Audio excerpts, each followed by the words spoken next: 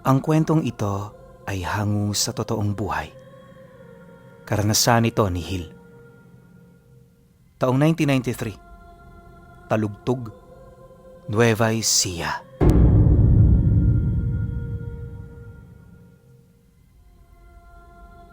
Noong mga panahong ito, madalas tumambay sa kubo malapit sa palayan si Hill at ang mga pinsan niya. Hapon-hapon nila yung ginagawa dahil sa mga uhay doong nakatambay. Nagsisilbi kasi nila itong palaruan kaya hindi nila pinapayagang lumipas ang araw na di man lang sila roon pumupunta.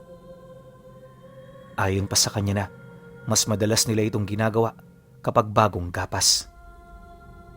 Metro lang din ang layo nito sa kanilang baryo kaya yung mga magulang nila hindi na sila gaanong pinapansin. Ang paulit-ulit lang ding paalala ng mga ito, huwag magpapaabot ng gabi sa palayan dahil may mga nilalang roong gumagala. Bilang mga bata, di kagad sila naniwala. Alam kasi nilang madalas itong gamitin ng mga matatanda bilang panakot sa mga kaedad nila. Di lang yun, matatapang din ang mga pinsan niya kaya lahat ng pagsaway nakakaya nilang baliwalain. Akala nila lahat na lang biro, pero nagkamali sila. Pagpasok ng Marso ng taong ito, na taong gapasan ng palay, maraming mga magsasaka ang naaabutan ng gabi sa bukid, kaya halos magpagabi rin silang magkakaibigan. Nga pala pinuno, edad 15 anyos pa lang noon si Hill, kaya hindi may pagkakailang medyo bata pa ang pag-iisip. Palaging nasa isip niya noon laro, asaran at kung ano-ano pa.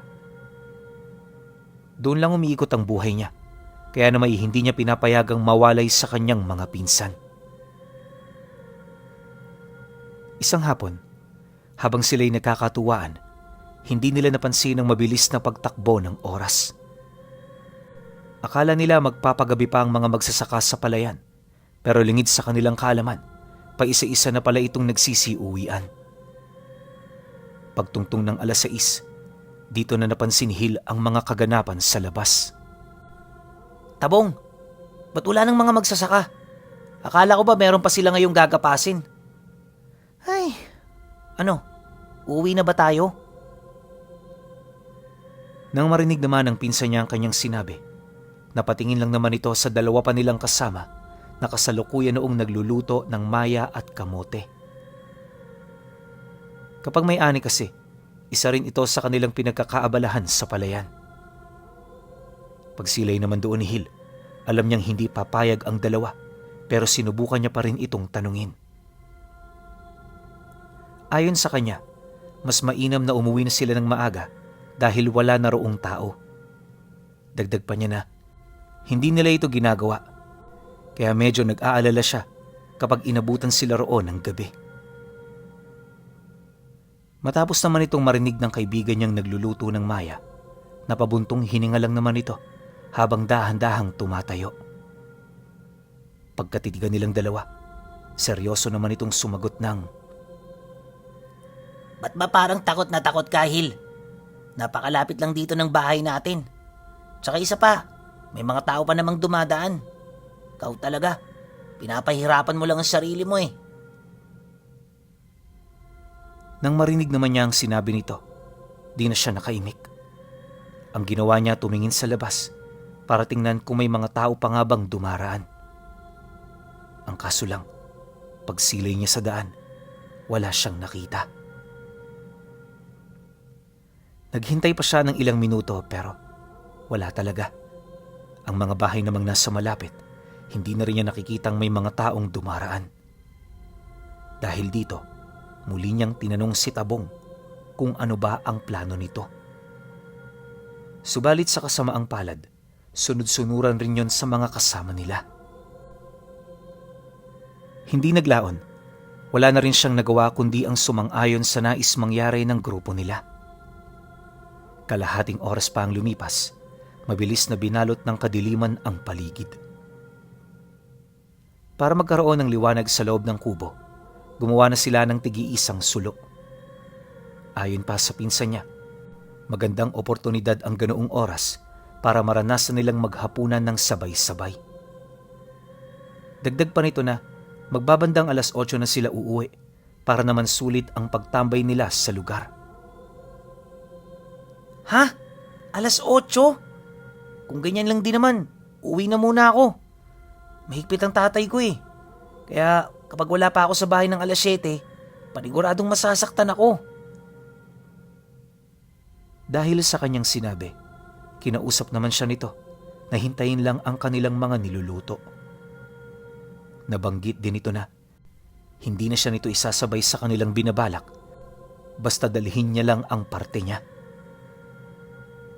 Akala ni Hill ganun talaga ang gagawin ng kanyang mga kaibigan, pero sumapit na lamang ang 8:00, di pa siya nakakaalis sa kubo. Ang naging siste, pinatagal ng mga ito ang pagluluto. Maya-maya pa, nang makuha na niya ang kanyang parte, dali-dali naman siyang nagsuot ng tsinelas. Inakala noon ni Hill na makakauwi na siya, pero pagsilip niya sa labas, napansin niya sa tabi ng kubo ang isang matandang babae na nakatayo. Unang sipat niya rito, nagkatitigan agad silang dalawa. Animo yung matandang yon, kanina pa siyang tinitingnan. Sinubukan niya itong ipagsawalang bahala sa pag-aakalang napadaan lang ito. Pero pagbukas niya ng pinto, nakita niya itong lumapit ng bahagya. Nung tinigil naman niya ang pagbukas, tumigil din naman ito sa gilid ng kubo. Hindi niya mawari pero sa puntong yun pakiramdam niya, hinihintay siya nitong lumabas. Dala naman ng takot, hindi niya pinagbigyan ng matanda. Ang ginawa niya, tinawag niya yung mga kaibigan niya para silipin din ito. Kaso, pagsilay nito sa labas, wala itong nakita. Dahil dito, ginawa nitong katawa-tawa ang takot na naramdaman niya. Paulit-ulit na rin siya nitong kinutya na kesyo duwag siya, hindi niya kayang umuwi ng mag-isa at kung ano-ano pa. Nang marinig naman ito ni Hill, dali-dali naman niyang binuksan ang pinto, kasabay ng mabilis niyang pagkaripas patungo sa bahay nila. Wala nang lingon-lingon, animoy sa mga sandaling yon, buhay na niya ang nakataya. Awa naman ng Diyos, nakauwi siya ng walang nangyari. Pagpasok niya sa kanila, sinalubong siya ng sinturon ng tatay niya. Peste kang bata ka! Di ba sinabi ko na sa'yo umuwi ka ng maaga? Ano bang tingin mo sa mga tao rito sa bahay? Katulong mo? Sunod-sunuran? Na kahit anong gawin mo, ayos lang? Bukas, kapag ganito ulit ang ginawa mo, yari ka sa akin. Pagkarinig naman niya sa sinabi ng tatay niya, napayuko lang naman siya habang umiiyak. Pakiramdam niya noon, aping-api talaga siya dahil bukod sa pamamahiya ng kaibigan niya, nadisiplina pa siya ng tatay niya. Subalit lingid sa kanyang kaalaman, swerte pala ang nangyari sa kanya noong gabi. Kinaumagahan lang kasi nung araw na yon, kumalat ang balita sa kanila, ukol sa mga labing natagpuan sa kubo kung saan sila naglalaro. Nakumpirma rin ng mga tao kung kanino ang bangkay, kaya kahit marami sila noong gagawin sa buong maghapon, nagdesisyon silang pumunta sa bahay ng mga kababata niya. Bukang liwayway pa lang yun pinuno, pero napakarami ng taong nasa labas ng mga pamamahay nito. Marami roon ang umiiyak, animoy labis na nasaktan sa mga nangyari. Pagpasok naman nila sa loob, dito tumambad sa kanila ang pamilya ng mga biktima. Umiiyak yon sa harapan ng 14. Paglapit naman nila rito, agad siyang nakaramdam ng matinding takot, gawa ng nakita niya ang mga kaibigan niya na wala ng mga mata at dila. Nakabuka rin ang mga bibig nito, tapos nakataas ang kanilang mga kamay. Ayon sa mga kakilala nila, maaaring pinipigilan nito ang nilalang na pumatay noon sa kanila. Makalipas pa ang ilang minuto, dumating ang matandang albularyo na bantog sa kanilang lugar. Unang pasok pa lang nito, walang patig na itong nagmumumura. Paglapit naman ito sa kanila, agad nitong tinanong kung meron ba noong kasama yung apat. Dagdag pa nito na dito siya magtatanong dahil may kutob siyang meron itong nalalaman sa mga pangyayari. Pagkarinig naman ng tatay niya sa sinabi ng matanda, hindi ito nagdalawang isip na ituro siya. Ipinagtapat din itong matalik siyang kaibigan ng mga biktima at nasisiguro rin ito na may nalalaman siya sa mga nangyari. Dahil dito walang pagdadalawang isip siyang nilapitan ng matanda. Di man ito nagsalita nung una, alam niyang nakuha na niya ang interes nito. Nang magkaharap na silang dalawa, may hinahon naman itong nagtanong sa kanya ng, Anong nakita mo bago mo sila iwan? Sa estado ng pagtitig mo sa akin, bata, parang may mabigat kang dinadala. Nagsisisi ka, tama ba? Huwag mong pahirapan ang sarili mo. Tama lang ang naging desisyon mo. Walang kahit na sino rito ang may karapatang sisihin ka sa mga nangyari sapagkat isa ka lang din naman sa mga biktima. Yun nga lang, pinalad ka dahil nakaligtas ka. matapos naman itong mailahad ng matanda, mahinahon naman itong hinimas ang kanyang ulo. Nang maramdaman naman ito ni Hil, dito na siya unti-unting nahimasmasan. Ang mabuting pakikitungo sa kanya ng matanda ang nagbigay sa kanya ng rason para siya ay magsalita. Nung gabi ho, bago ako umalis dun, may nakita akong babaeng nakatayo sa gilid. Nasisinagan yun ng liwanag ng buwan, tapos hindi gumagalaw. Pero nung maramdaman nito na unti-unti ko binubuksan ng pinto ng kubo, lumalapit naman. Siyempre ho, natakot ako. Kaya ang ginawa ko, humingi ako ng tulong sa mga kaibigan ko. Ang kaso lang ho, nung sinilip namin yung babae, wala na. Yun na rin po yung ginamit kong pagkakataon para lumayo. Pagkatapos ho nun, wala na akong balita sa kanila. Dahil sa sinabi niya, napatangulang naman ng matanda habang malalim na nag-iisip. Mag-iilang minuto rin itong napatahimik bago nito nilapitan ang mga labi ng biktima. Nang akmang sisimulan na nito ang kanyang mga gagawin, ipinag-utos nito sa lahat ng hindi kapamilya na lumabas na muna. Sa loob ng ilang oras, pinagtuunan ng matanda ang mga labi. Dinasalan niya ito ng paulit-ulit, pinausukan ng kamangyan, tapos binasagan ng mga itlog. 10 itlog sa kada bangkay ang binasag nito para lamang makita ang nilalang na sanhi ng kanilang pagkamatay. Akala nga nila hindi epektibo ang ganoong pamamaraan, pero habang tumatagal, kapansin-pansin na ang iisang figura na unti-unting lumalabas sa mangkok na pinagbabasagan nito ng itlog. Pagkasambit ng dasal doon ng matanda, dito nga nila nakita ang imahe ng matandang babae. Yung mga binasag kasing itlog ng matanda pinuno, inipon yun sa mangkok, tapos habang dinadasal niya ito, nagkukusa roong humihiwalay ang dilaw sa puti. Di rin yung ginagalaw ng matanda, literal na nagkukusa lang ang mga likidong inusalan.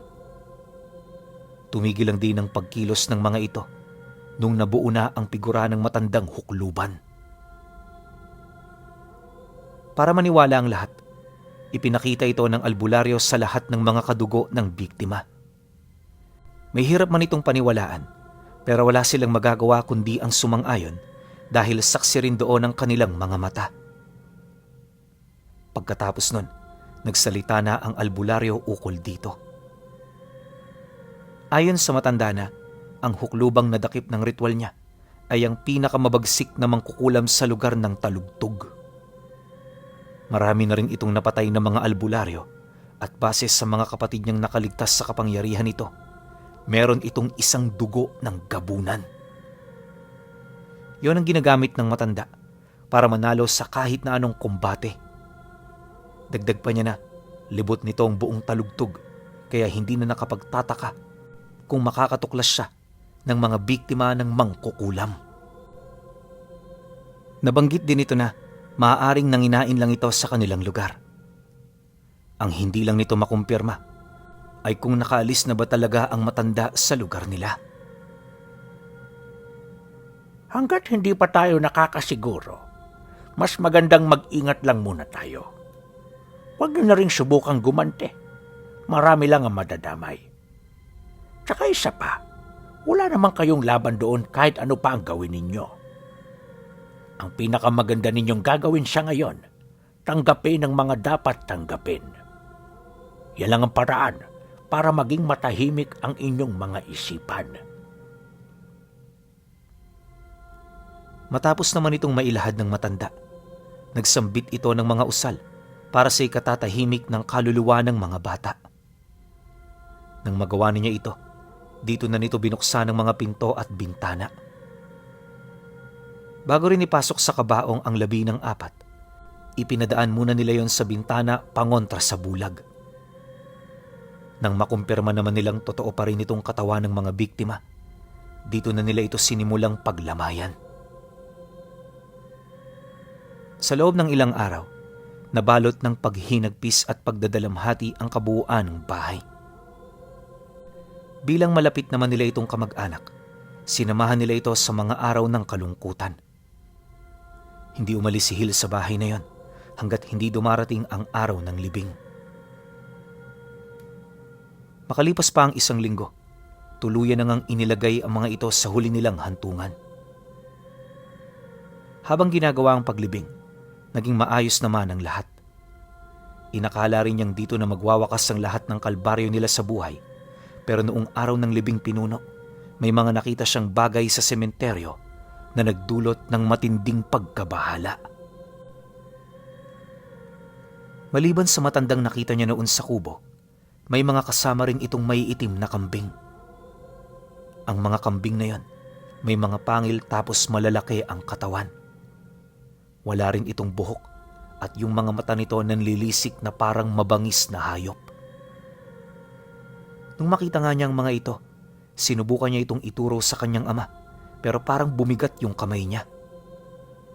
Hindi na rin siya makapagsalita, tapos kahit gusto niyang sumigaw at kumilos, hindi niya na ito magawa. Ang mas masakla pa sa lahat, unti-unti nang nanginginig ang kanyang katawan kasabay ng pagdilim ng buong paligid. Matapos ng ganoong pangyayari, nadatnan na lamang niya ang kanyang sarili na kasalukuyan ang nakahiga sa silid ng mga magulang niya.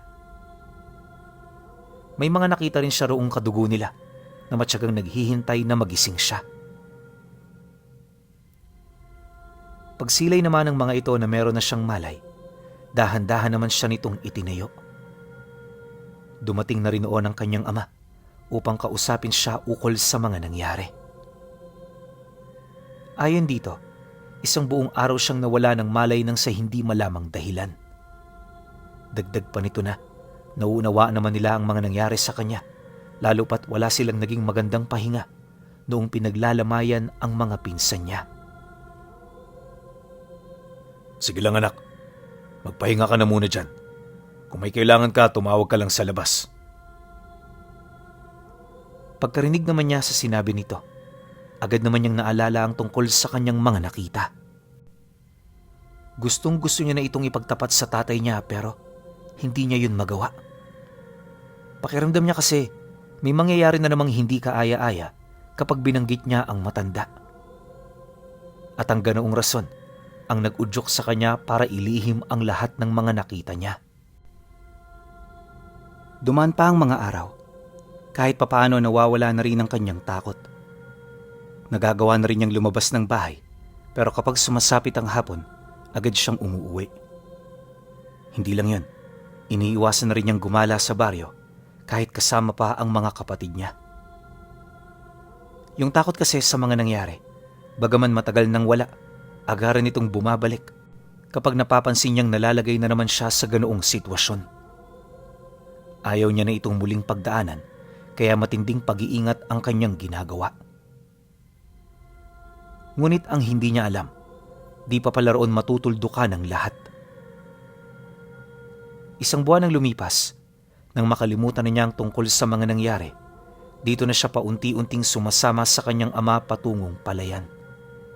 Noong una wala naman talaga siyang nararanasang kakaiba, Pero pagtungtong ng huling araw ng buwan, dito na niya unti-unting napapansin ang mga bagay na sadyang kakaiba.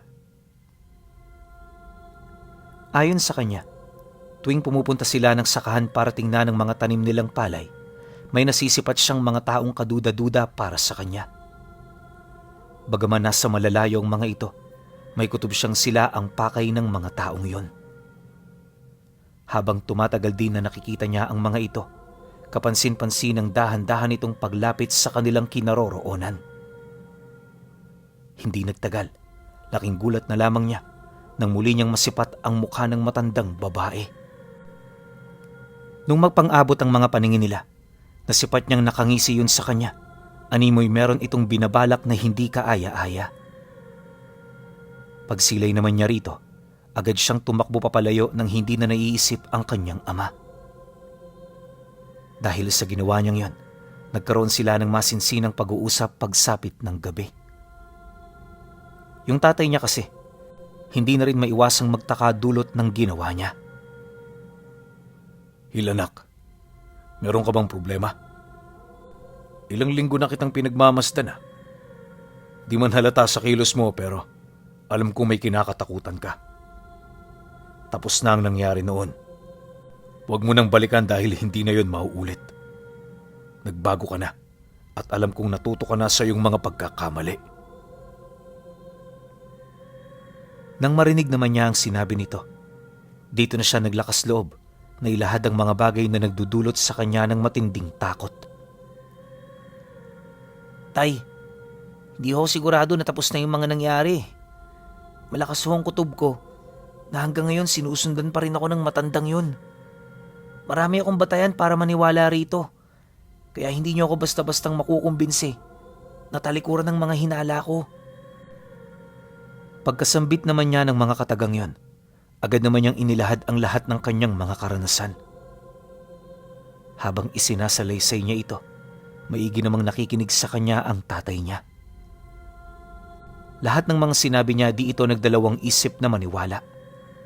Ito rin ang nag-udyok sa kanya na lumapit na sa albularyo para makasiguro. Ang kaso lang nung marinig ito ni Hill, hindi siya pumayag. Alam niya kasing mapusok ang albularyong yon, kaya may tsansang magkasubukan ng dalawa. Naniniwala siyang may kalalagyan talaga ang albularyo kung sakali mang magpang-abot ang mga ito. Ang nais din niyang gawin noon, umiwas na lang hanggang sa manawa na ang matanda. Nang marinig naman ito ng kanyang ama, hindi naman ito tumutol sa plano niya. Katunayan, ito pang nagkumbinsi sa kanya na ganun nga ang gawin niya. Dahil dito, nagpasya siyang sundin na lang ito. Dumaan pa ang mga araw, hindi na muna siya lumabas ng bahay. Gustuhin man niyang magtrabaho, prioridad nila noon ang umiwas. Akala niya ganun lang yung kadali, pero hindi pala. Habang tumatagal kasi may mga naririnig na siya na boses sa kanyang isip. Nangyayari yon tuwing gabi, kapag nasa kasagsagan na siya ng mapayapang pagtulog. Ang mas nakakabahala pa sa lahat, paulit-ulit na sinasabi ng tinig na yon na dumungaw siya sa labas kapag 10 oras. Ito lang kasi umano ang paraan para hindi na siya nito gambalain. Ayon sa kanya, ilang araw niya pa itong tiniis hanggang sa napasunod na siya ng tinig. Kahit nga siya, wala rin kaide-ideya kung bakit niya yung ginawa. Basta isang gabi, nagulat na lamang siya. Nakadungaw na pala siya sa labas ng bahay. Noong una wala naman siyang napansing kakaiba hanggang sa dito na niya nakita ang matandang hukluban na biglang dumaan. May hawak-hawak itong malaking palakol na nakadagan sa kanyang balikat. Nakayapak lang din ito tapos ang buong katawan nito napakadungis. Sobra pa yun sa pulube ayon kay Hill, ngunit imbis na maawa siya, natakot siya rito. Yung presensya kasi ng matanda, hindi basta-basta. Animoy anumang oras kaya nitong pumatay ng tao. Makalipas pa ang ilang minutong pagmamasid, nang masipat niyang nakalayo na ito, dahan-dahan naman siyang umalis sa kanyang pinagsisilipan. Subalit nang akmang pabalik na siya sa loob ng silid, bigla siyang nakarinig ng sigaw na nagmumula rito. Garugal ang boses nito na parang maraming matandang nagsasabay-sabay sa pagsasalita. Nang marinig naman yun ni Hil Pinuno, agad siyang nakaramdam ng matinding takot sa puntong manginig ang kabuuan ng katawan niya. Nablangko rin pansamantala ang kanyang isip, tapos ang tanging nagawa na lang niya ay ang umiyak habang pilit na humahakbang patungo sa silid ng kanyang mga magulang. Maya't maya rin ang naging pagsambit niya ng pangalan nito, ngunit hindi nito naririnig. Di nagtagal, dito na nga dahan-dahang nawala ang tinig. Pagtahimik ng buong paligid, nagising na ang mga magulang niya dahil sa kanyang iyak at pagtawag. Ha? Anong nangyari, anak? Ba't nagkaganyan ka? Tarantang wika ng kanyang ama. Nang marinig naman niya ang sinabi nito, napaturo lang naman siya sa siwang ng bahay habang sinasambit ang katagang hukluban. Sa puntong yun, Pinuno, kahit umiiyak lang siya, pakiramdam niya parang mamamatay na talaga siya. Ano man ang gawin niyang pagpapakalma sa kanyang sarili, hindi ito sapat dahil sa kanyang mga naranasan. Pagsapit naman ng sumunod na araw, tuluyan na ngang namanas ang kanyang paa at lumobo ang kanyang tiyan. Sa sobrang laki ng pagkakalobo nito, aakalain mong nagdadalang tao ng 8 buwang sanggol itong si Hil. Sa ganoong sitwasyon, hirap na hirap siyang kumilos o huminga. Bumagal na rin ang kanyang paglalakad dahil naagaw na nito ang kabuuan niyang bigat. Sa loob ng ilang araw, palihim siyang itinago ng tatay niya sa pagbabaka sakaling makakahanap ito ng lunas. Ang kaso lang, gaano mang karami ang albularyong nilapitan nito, wala sila roong napakinabangan. Nakakalungkot yun para sa kanila, kaya na may dito na nagpasya ang tatay niya na lumapit na sa kakilala nilang albularyo. Pagkarinig naman ito sa sumbong ng tatay niya, noon ding mismong araw, bumisita ito sa bahay nila. Halos ilang oras siya nitong tiningnan para lamang malaman kung gaano katindi ang kanyang mga pinagdadaanan. Nung magawa na ito ng matanda, nagpasok na ito ng iilang lunas na kanyang dala. Ibinahagi na rin ito ang nangyari sa kanya at sa kung gaano na yun kalubha. Pinapahirapan ka ng mangkukulam. Gumagamit ito ng malalim na aral, kaya hindi ito basta-bastang mababasag. Kumapit na rin ito sa katawan mo, kaya mataas ang posibilidad na ikamatay mo ito. Kung sana inilapit niyo sa akin to ng mas maaga, hindi na kayo ng problema. Nang marinig naman ito ng kanyang ama, ipinaliwanag nito ang mga dahilan nila. Gayunpaman, hindi na ito pinagkainteresan ng matanda. Ang naging bukang bibig nito sa kanila, trabaho niya yon at matagal na niyang alam ang panganib na umiikot dito. Prangka ring sinabi ng matanda, mas mahirap makakita ng taong nasa bingit ng kamatayan, lalo na kung alam niyang meron naman siyang magagawa. Pagkalahad naman ito ng kanyang mga sagot, agad naman itong ipinagpatuloy ang panggagamot. Pagsapit ng gabi, dito nila napag-alaman na hindi sa paglaki at pagliit ng dagat nakaugnay ang kanyang tiyan. Ayon sa matanda, sa klima ito iniugnay ng mangkukulam upang hindi ito basta-bastang mahulaan ng mga albularyo. Para rin makontra ito, nangangailangan ito ng malalim na karunungan. Sa kasamaang palad, hindi ito taglay ng matandang albularyo. Aminado ito sa kahinaan niya, pero naniniwala ito, hindi roon magtatapos ang lahat. Para kasi maalis ang sumpa ng kulam, iisang bagay lang ang kinakailangan niyang gawin, at yun ay walang iba kundi hanapin at paslangin ang mangkukulam. Nang marinig naman ito ng kanyang ama, agad naman itong nagpresentang sumama. Subalit imbis na tanggapin ito ng matanda, tumawa lang naman ito. Anya, kahangalan ng pagsama sa ganoong misyon ng mga pangkaraniwang tao tulad niya. Dagdag pa nito na wala naman siyang pupuntahang lugar dahil sa nasisiguro niya na muli roong babalik ang matanda para ipagpatuloy ang nasimula nito. Malakas din kasi ang kutob ng albularyo na maaaring inaasam din ng nilalang ang karne ng bata. Kagaya ng mga kaibigan niya, nais din siya nitong maging biktima. Dahil sa ganoong agam-agam, agad naman itong naghanda ng armas habang hindi pa kumakagat ang dilim. Hinasa ng matanda ang mga dapat hasain at dinasala ng mga karga na makapagliligtas sa kanya. Pagsapit naman ng dapit hapon, handa na ang lahat.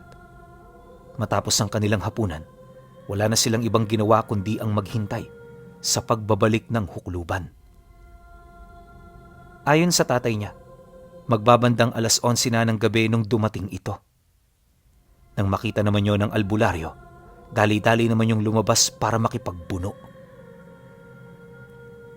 Dahil dito, agad namang sumilip sa siwang ang tatay niya, pero sa hindi malamang dahilan, wala itong nakitang naglalaban sa labas. Basta, pagkaraan ng ilang minuto, nagulat na lamang ito nang magpakita ang albularyo na nawawala na ang kaliwa nitong braso. Sumusuka na rin yun ng dugo, tapos marami na itong saksak sa katawan. Kalaunan, nagpakita na rin ang hukluban na may malaking butas naman sa tiyan. Mapuputol na rin ang kanang binti nito at sa estado rin ng nilalang na yon, hindi na rin maganda ang lagay nito. Ilang segundo pa ang lumipas, bigla naman yung umatungal sabay sugod sa albularyo. Paglapit ng nilalang, hindi na nito napansin pa ang hawak na punyal ng matanda. Tumagos ito sa tadyang niya at bumaon sa pinakagitna ng kanyang puso. Matapos nun, winakwak pa ito ng albularyo bago ito tuluyang bumagsak sa lupa. Pagsilay naman itong patay na ang nilalang, dito na ito napahandusay habang naghahabol ng hininga. Nang masipat naman ito ng kanyang ama, agad itong lumabas para tulungan ang matanda. Ngunit sa kasamaang palad, naging huli na ang lahat. Sa sobrang tindi ng mga tinamo nitong pinsala, minuto na lang din ang itinagal nito. Kinabukasan nun, agad na lumaganap sa kanilang baryo ang tungkol sa mga nangyari. Marami ang nakidalamhati at humanga sa katapangang ipinakita nito. 3 araw na nagtagalang lamay bago ito tuluyang inihatid sa kanyang huling hantungan. Si Hil naman noon pinuno, tuluyan na rin gumaling pagkatapos mailibing ng albularyo. Matapos ang mga pangyayaring yon, ikinalat ng kanyang ama ang istorya niya para maging alerto ang kanilang mga kapitbahay. At lahat sila natatakot din na baka mangyari sa kanila yung eksena na tulad ng may gabunang laway na laway sa karne ng batang si Hil.